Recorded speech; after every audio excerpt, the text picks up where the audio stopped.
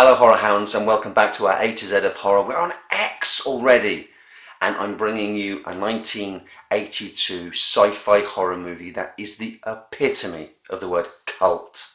X is for Xtro.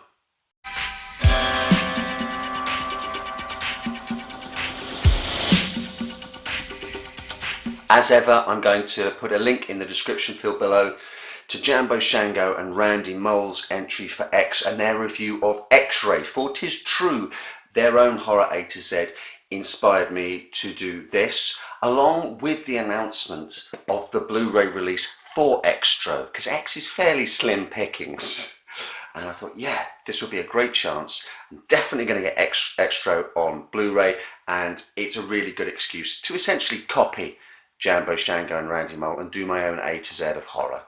Directed by Harry Bromley Davenport, you cannot get a more British sounding name, and co-produced by Bob Shea of New Line Cinema. Yes, that Bob Shea, Nightmare on Elm Street Bob Shea, scouring around looking for some sort of hit, something that could turn a profit before Freddy came along and changed the fortunes of New Line forever. We have Xtro. A mind-boggling plot, great practical effects, the beating heart of exploitation cinema pumping beneath a very British sort of kitchen sink drama. Really, Xtro, it's a film that focuses on a father, Sam, who is abducted by aliens and returns to the family 3 years later. And what happens? And it's what happens. That is the most standout thing about this. A sort of Byzantine plot that weaves and wefts its way around, coming at you from left, right. No real sense of, it's a lot of stuff happens. And weirdly, it kind of works as an encounter with the completely alien. If I suppose you encounter something utterly alien to your own understanding of the universe, what happens won't really make any sense. Like how Phantasm is a series of events that aren't necessarily held together with much narrative muscle and sinew and tendons. Xtro is kind of the same. I'd say that Phantasm does it much more successfully. It's working in the realm of the phantasmagorical and the dreamlike and the nightmarish. So sense, narrative logic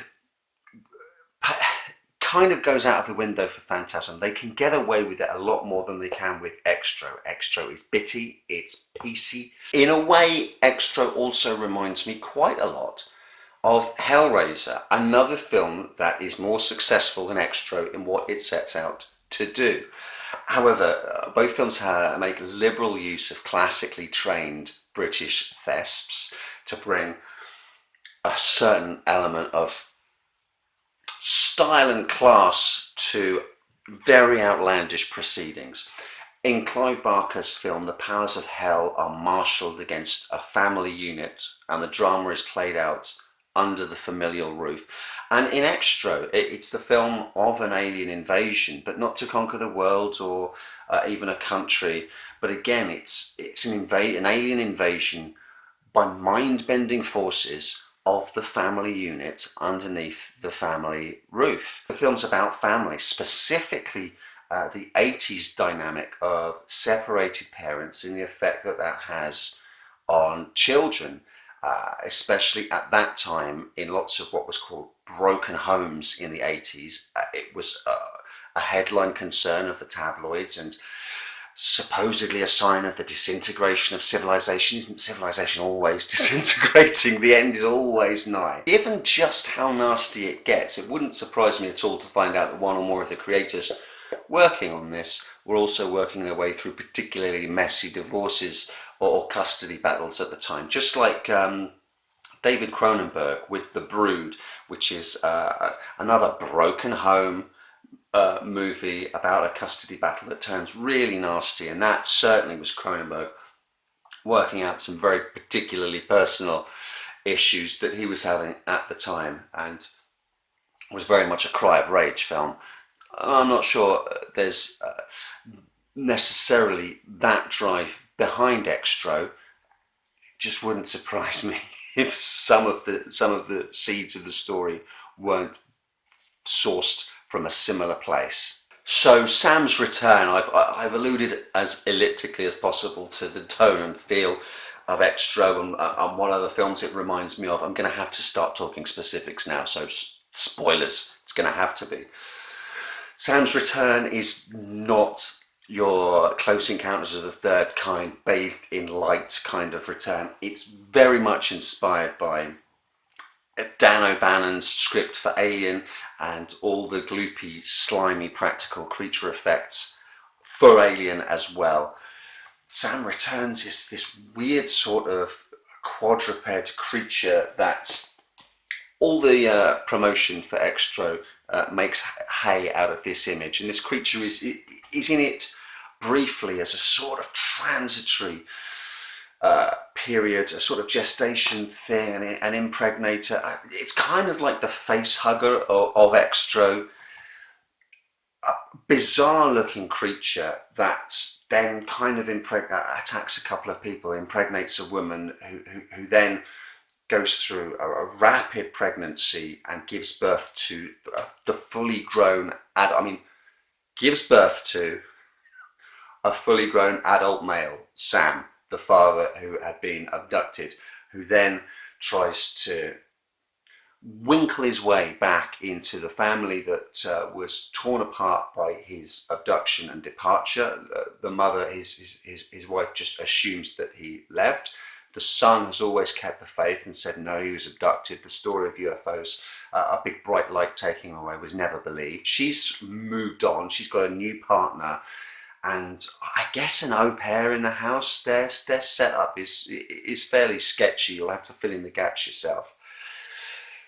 And the cracks start to show as Sam wheedles his way back in, but also there's more to him than there was before. Clearly, he's either what he explains is that in order to survive where he was taken, he was hybridized with alien DNA, which he then infects his son with. And there's a whole middle section where the son, now an emergent hybrid, explores all the powers that come with that alien DNA, including powers of the mind to manipulate reality and to essentially imagine things into real life. And there's a whole middle section that is sort of like an exploitation version of, you remember the Twilight Zone episode where the kid will send you into the corner if you're bad? The au pair for the family is played by a young Mariam Darbo, who is Bond's love interest in The Living Daylights and extremely naked in Xtro. I don't think that there were any illusions that this was going to be anything other than an exploitation movie. So whilst the practical effects, the gore and the violence are all present and correct, so is the completely unnecessary but not entirely unwelcome nudity. Her fate is another sort of body morphing, body horror crib from the Alien playbook. And Xtro, despite being lumped in with all the other Alien rip-offs, and there are elements of it that are certainly Alien rip-offs, it does have a sort of allegiance to a film, Possession, that came out a year before. Andrzej Zulawski's Possession, that starred Sam Neill and Isabelle Adjani. That is another sort of family in crisis, parents separating, kitchen sink drama that also incorporates sort of cosmic horror, alien, supernatural, Lovecraftian stuff. But again, listing all of these films that Xtro is like, that are also all films that do it better than Xtro do. Xtro I really don't think reaches for anything too artistic. That's not its aim. Its aim is to shock you, repulse you, perhaps scare you. And with those very meager ambitions, I guess it's pretty damn successful. Simply put, Xtro is both good and bad at the same time. I'll go further. It's simultaneously awful and great. It's the Schrodinger's cat of horror movies. It's awful and superb at the same time. The Blu-ray release comes with various versions of the film. The two main ones, I guess, are the theatrical ending and the alternate ending. Don't feel that you have to sit through the whole film a second time. The difference in the ending is literally the last few minutes. I watched, I guess, the director's cut and then all the alternate ending and then the theatrical ending right after. You can literally skip to the final scene. The last thing that happens is what the wife and mother finds in the room at the end.